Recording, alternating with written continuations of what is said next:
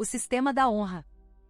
O conceito de honra que os homens começaram foi transformado em algo para servir um propósito feminino. Não tenho dúvidas de que o princípio da honra data de muito tempo atrás, desde o princípio da civilização humana, mas, como tantos outros fundamentos sociais que os homens instituíram, o feminino os colocará secretamente em seu próprio propósito.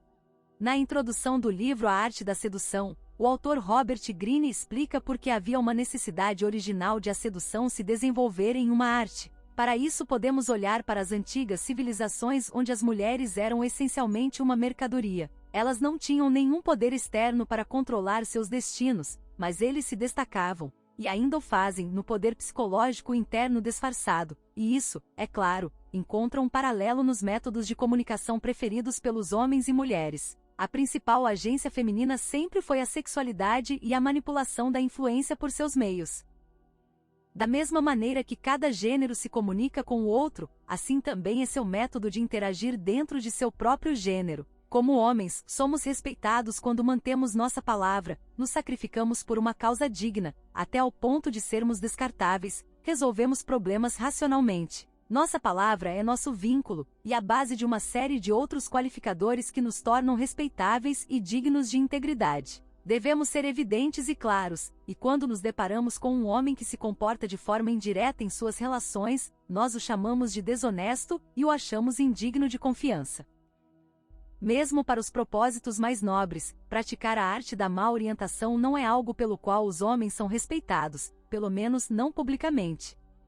É essa natureza interativa, masculina aberta que as mulheres estão prontas para explorar. Em combinação com sua influência e agência sexual, eles usam essa dinâmica social interativa, masculina, para se posicionarem em lugares onde podem usar o poder indireto. Cleópatra foi um excelente exemplo disso, enviar exércitos para a guerra apelando ao orgulho e honra dos homens poderosos, enquanto reservava sua sexualidade como recompensa. Praticamente todas as convenções sociais femininas estão enraizadas em apelar ou atacar as instituições sociais masculinas, uma dedicação a um senso idealista de honra sendo a principal delas.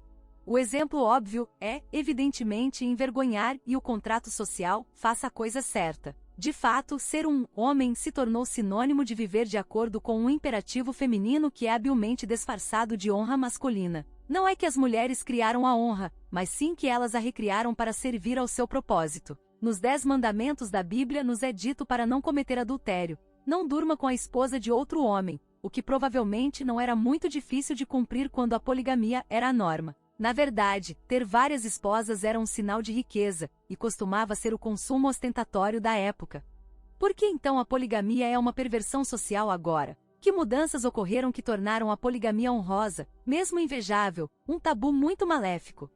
Junto com a linguagem e a cultura, as condições sociais evoluem. O que pensamos como honroso hoje é o resultado de uma moldagem através dos séculos. É muito fácil romantizar sobre os momentos em que a honra entre os homens reinava suprema, e em seguida, lamentar o triste estado da sociedade de hoje em comparação, mas fazer isso é coisa de tolo. A honra em si é, e deve ser, uma base para os homens, mas é útil apenas quando a entendemos na perspectiva de como ela pode ser usada contra nós. Vire homem ou calhe a boca. O beco sem saída masculino. Uma das principais maneiras de usar a honra contra os homens é a perpetuação feminizada das expectativas tradicionalmente masculinas quando for conveniente, ao mesmo tempo em que se espera uma igualdade de gêneros quando for conveniente. Nos últimos 60 anos, a feminização construiu a convenção social perfeita para qualquer coisa masculina. A expectativa de assumir as responsabilidades de ser homem, virar homem, e ao mesmo tempo denegrir a afirmação da masculinidade como positiva, calha a boca. Qualquer seja o aspecto da masculinidade que serve ao propósito feminino se torna a responsabilidade masculina de um homem, mas qualquer aspecto que discorde da primazia feminina é rotulado de patriarcado, privilégio masculino ou misoginia.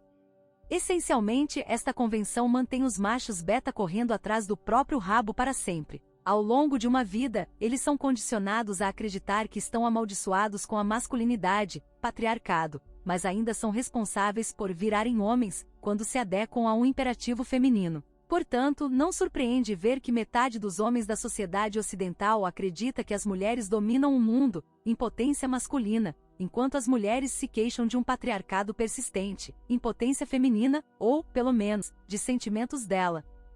Isso é um dilema escrito em larga escala. O cara que de fato vira homem é um patriarcalista, chauvinista, misógino, mas ele ainda precisa virar homem quando é conveniente atender às necessidades de um imperativo feminino. Na sociedade contemporânea, temos uma compreensão muito diferente do que a honra era ou devia ser inicialmente. Uma das tendências psicológicas que vejo na maioria dos CFPS é uma dedicação forte e autoconvencida a uma convicção muito distorcida de honra. Um princípio fundamental é de que há um respeito imerecido e padrão pelas mulheres. Essencialmente uma honra não merecida colocada em uma mulher sem nenhum outro motivo além de ela ser mulher. Aprendemos isso, geralmente, a partir do momento em que somos crianças, nunca bata em uma garota. Naturalmente, isso só tem sido ferozmente encorajado pelo feminino a partir dos tempos vitorianos, porque serviu a um propósito latente até que o controle de natalidade, exclusivamente feminino, foi oferecido, e em seguida, estimulou a revolução sexual.